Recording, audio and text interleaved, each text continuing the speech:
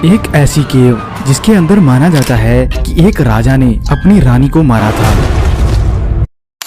इसकी निशानी है इस केव के अंदर का लाल खून जैसा पानी। ये सभी बातें जानते हुए भी ये चार दोस्त इस केव के अंदर बिना किसी डर से चले जाते हैं और फिर जो उनके साथ हुआ सुनने के बाद तुम भी हैरान परेशान हो जाओगे। वीडियो को आगे देखने से पहले हेडफोन्स जरूर लगा लेना क्योंकि सांस ऊपर नीचे जरूर जाने वाली है। ग्रेगरी ब्रेन नाम का ये लड़का जब बच्चा था तो उस टाइम ये एक स्काउट की टीम में शामिल था जिसमें ये बहुत सारी एक्टिविटीज करता था। इसी के कारण ब्रेन को रोड ट्रिप, हाइकिंग और कैंपिंग करने में बहुत ज्यादा मजा आता था। संडे 29 जन 2017 को ग्रेग एंड उसके 3 दोस्त डिसाइड करते हैं वाइल्ड अनापा स्टेट नाम के एक पार्क पर जाने का। सभी लोग घर से डिसाइड करके आए थे कि आज छुट्टी वाले दिन सारा दिन मजे करेंगे और ऐसे ही कुछ इस दिन की शुरुआत होती है जब ये लोग इस वाइल्ड पार्क पर पहुंच जाते हैं क्योंकि ये पार्क देखने में फोटो से ज्यादा सुंदर था और पार्क की साइड पर ही एक बहुत बड़ा ब्लैक सैंड का बीच भी था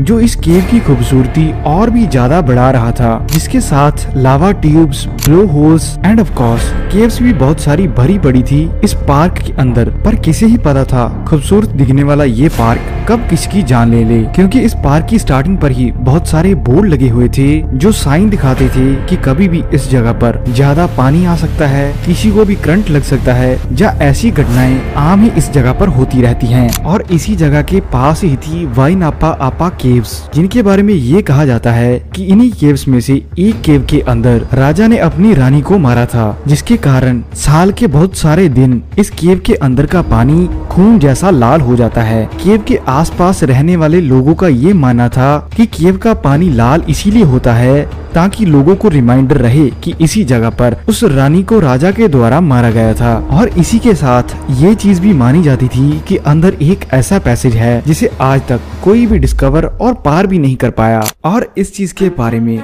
जब ग्रेगरी को पता चलता है तो वो जैसे पागल सा ही हो गया इस केव को एक्सप्लोर करने के लिए। सारा पार्क घूमने के बाद ये लोग इस केव की एंट्रेंस पर एक पूल में पहुंच जाते हैं। इन सभी दोस्तों ने स्विमिंग गॉगल्स पहनी हुई थी और शॉर्ट्स पहनते हुए इस स्विमिंग पूल में कूद गए। ठंडे ठंडे पानी के अंदर इन्हें पहले तो बहुत ज्यादा मजे आ रहे थे और सभी लोग सिर्फ ऊपर रहकर ही मजे करना चाहते थे। पर ग्रेगरी की चुल ऐसी मची कि वो इस पूल के अंदर जाकर केव को एक्सप्लोर करना चाहता था। तो ग्रेगरी उस काले अंधेरे वाले पैसेज में जाना शुरू कर देता है जो रास्ता सीधा केव के अंदर जाता था। और केव के इस पार्ट से अंदर जाने को रिस्ट्रिक्टेड एरिया माना जाता था, जिसके बहुत सारे बोर्ड इस पूल के अंदर भी लगे हुए थे। ये केव इसलिए ज्यादा खतरनाक थी क्योंकि इसके अंदर नेचुरल पानी आता था, जिसका मतलब किसी भी टाइम केव के अंदर पानी की मात्रा कम और ज्यादा हो सकती है। और उससे भी ज्यादा डर अंदर ये था जैसे ही पूल से आगे आप केव की ओर जाओगे तो घोर काला अंधेरा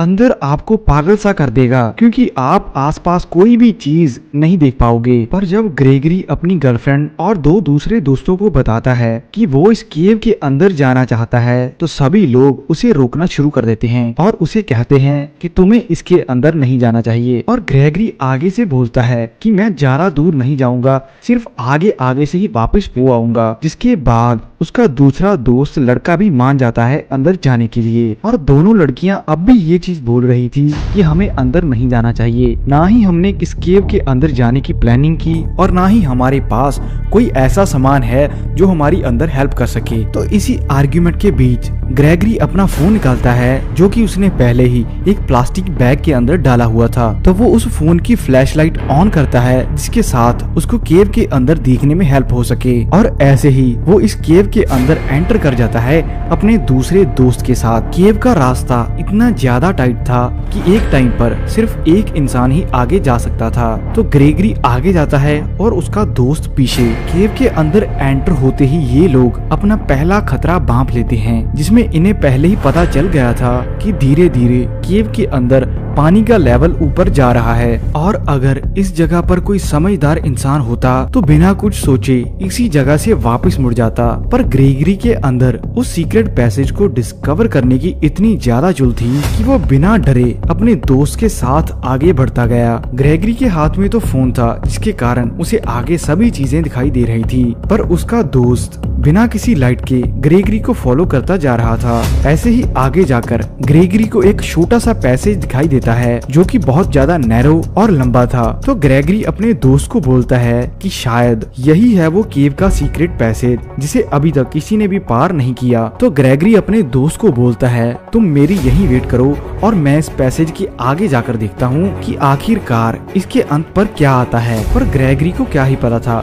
इसके आगे जाना अपनी मौत को दावत देने जैसा है। ग्रेगरी इतना ज्यादा कॉन्फिडेंट था कि बहुत आसानी से इस बड़े से पैसेज को बिना किसी ऑक्सीजन की मदद से आसानी से पार कर लेता है और आगे जाकर उसको एक छोटा सा स्मॉल सीक्रेट रूम मिल जाता है जिसके अंदर देखने में तो वाटर लेवल बिल्कुल नॉर्मल सा ही था। और फिर इसी टाइम पर होती है केव के अंदर सबसे पहली घटना जिसमें ग्रेगरी के हाथ से वो लाइट वाला फोन गिर जाता है और ग्रेगरी के आसपास एकदम से अंधेरा सा छा गया। वो बहुत हाथ पैर मारता है कि किसी न किसी तरह अपने फोन को पकड़ ले। अभी तक केव के अंदर ग्रेगरी ने हफड़ा तफड़ी मचा दी थी। वो जोर जोर से अपने हाथ पैर हिला रहा था और तैरने की कोशिश कर रहा था बिना कुछ जाने कि किस ओर से वो आया और आगे है क्या। दूसरी साइड खड़ा उसका दोस्त ये भांप लेता है कि अंदर कुछ हो गया है और दूसरी साइड केव के अंदर पानी की मात्रा बहुत ज्यादा तेजी से बढ़ रही थी। पहले तो ये लोग एक दूसरे को आवाजें लगा रहे थे पर जैसे ही पानी का स्तर तेजी से बढ़ना शुरू करता है और दोनों ही लाइट सोर्स की ओर तैरना शुरू कर देते हैं और उसका दोस्त तैरता हुआ वापस उसी जगह को चला जाता है जहाँ से ये लोग एंटर करे थे, क्योंकि वो जानता था केव के अंदर इतने अंधेरे में वो अपने दोस्त की हेल्प किसी भी तरह नहीं कर पाएगा और ग्रेगरी को बचाने का सिर्फ एक ही तरीका है उस केव से बाहर जाकर हेल्प मंगवानी।